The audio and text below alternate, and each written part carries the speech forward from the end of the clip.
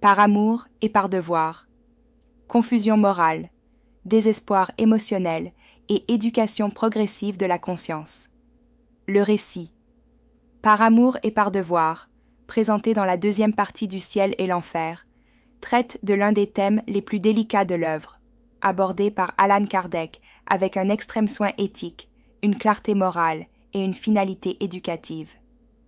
Ici, le spiritisme analyse deux actes de suicide motivés par des raisons distinctes, ce que les personnes impliquées ont interprété comme amour et comme devoir, révélant que l'intention subjective n'annule pas les conséquences spirituelles de l'acte, bien qu'elle influence profondément la manière dont ces conséquences se manifestent.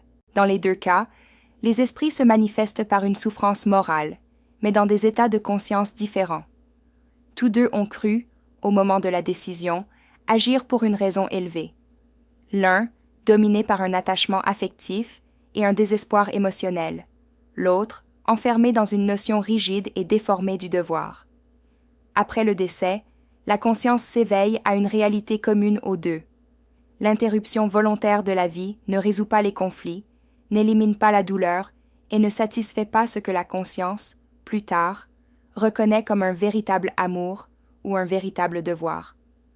La psychologie moderne aide à comprendre ce phénomène. Dans des états de souffrance intense, l'esprit humain peut confondre émotion extrême avec vertu, impulsion avec valeur, désespoir avec altruisme. Le raisonnement devient étroit et la personne en vient à croire qu'il n'y a pas d'alternative viable. Cet état ne représente pas une lucidité pleine, mais un effondrement temporaire de la capacité à évaluer les conséquences larges. Le spiritisme clarifie que la souffrance vécue par ces esprits n'est pas une punition imposée, mais une conséquence naturelle de la rupture abrupte du cours de l'expérience incarnée.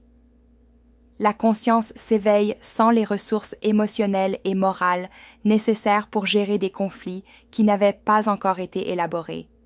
La douleur persiste parce que les causes de la douleur n'ont pas été travaillées, seulement interrompues. Un point central de ce passage est la distinction entre intention et effet. Bien que les motivations aient été différentes, l'effet spirituel a été similaire. Les deux ont porté avec eux la douleur qu'ils cherchaient à cesser. Cependant, l'intention influence le rythme de l'apprentissage. Là où il y a un repentir sincère, de l'humilité et une ouverture à la compréhension, la souffrance tend à se transformer plus rapidement en apprentissage. La science contemporaine renforce cette lecture en montrant que les décisions prises sous une forte charge émotionnelle ne représentent pas le fonctionnement plein de la conscience. Des études en neurosciences et en psychologie indiquent que, dans des états de stress extrême, les zones responsables de l'évaluation à long terme sont compromises. Le spiritisme élargit cette compréhension en montrant que la conscience reste vivante et doit, tôt ou tard, reprendre l'apprentissage interrompu. Un autre enseignement essentiel de ce récit est la redéfinition de l'amour et du devoir. Le spiritisme montre que le véritable amour ne détruit pas la propre vie, car il reconnaît que l'existence a de la valeur en elle-même. Et le véritable devoir n'exige pas l'annulation de l'être, mais une responsabilité consciente face aux épreuves de la vie. Lorsque l'amour ou le devoir se transforment en justification pour l'autodestruction, ils se sont déjà éloignés de leur sens réel. Ce passage a un but clair: prévenir, éclairer et accueillir, jamais condamner. La souffrance décrite n'est ni éternelle, ni sans espoir.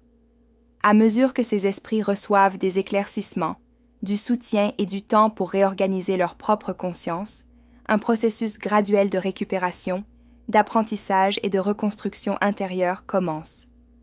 Le message final est profondément humain et actuel. Lorsque la douleur semble insupportable, le chemin est de chercher de l'aide, pas d'interrompre la vie. Parler, demander du soutien, partager la souffrance et recevoir des soins professionnels sont des attitudes qui préservent la vie et permettent à l'apprentissage de se poursuivre de manière plus légère. Ce récit nous invite à la responsabilité collective. Être attentif à la douleur de l'autre, écouter sans juger et offrir un soutien réel peut sauver des vies. La conscience grandit lorsqu'elle apprend à traverser la douleur, non lorsqu'elle essaie de l'effacer par la force. Si ce contenu vous a aidé à réfléchir sur l'amour, le devoir, la souffrance émotionnelle et le soin de la vie, aimez, partagez et laissez votre commentaire. Votre participation aide ce message d'accueil et d'éclaircissement à atteindre plus de personnes.